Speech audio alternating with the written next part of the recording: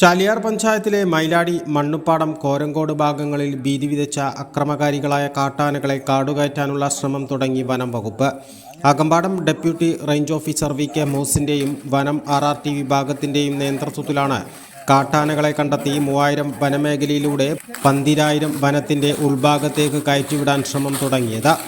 Nilambur north DFOP Karthik, SCF Aneesha Siddique ഉൾപ്പെടെയുള്ളവരുടെ സാന്നിധ്യത്തിൽ പൊക്കോട് വനമേഖലയിലെ അന്നുണ്ടയിൽ നിന്നുമാണ് തിരച്ചിൽ തുടങ്ങിയത്. എന്നാൽ ഇതുവരെ കാട്ടാനകളെ കണ്ടെത്താൻ കഴിഞ്ഞിട്ടില്ല.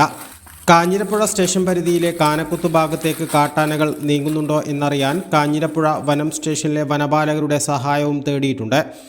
മൈലാടി ഭാഗത്തുകൂടി വനത്തിലേക്ക് കയറ്റിവിടാനാണ് ശ്രമം നടത്തുന്നത്.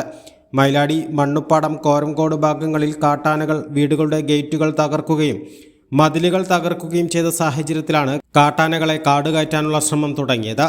കാട്ടാനകളുടെ ലൊക്കേഷൻ കണ്ടെത്താൻ കഴിഞ്ഞിട്ടില്ല. തിരച്ചിൽ തുടരുകയാണെന്ന് വനം വകുപ്പ് അധികൃതർ അറിയിച്ചു. A+ vision, Chaliyar.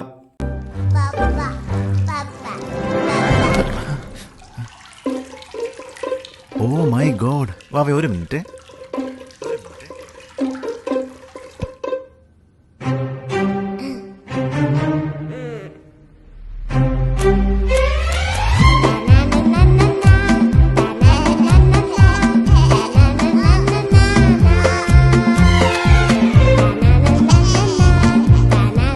Super absorbent. Poppy's diapers.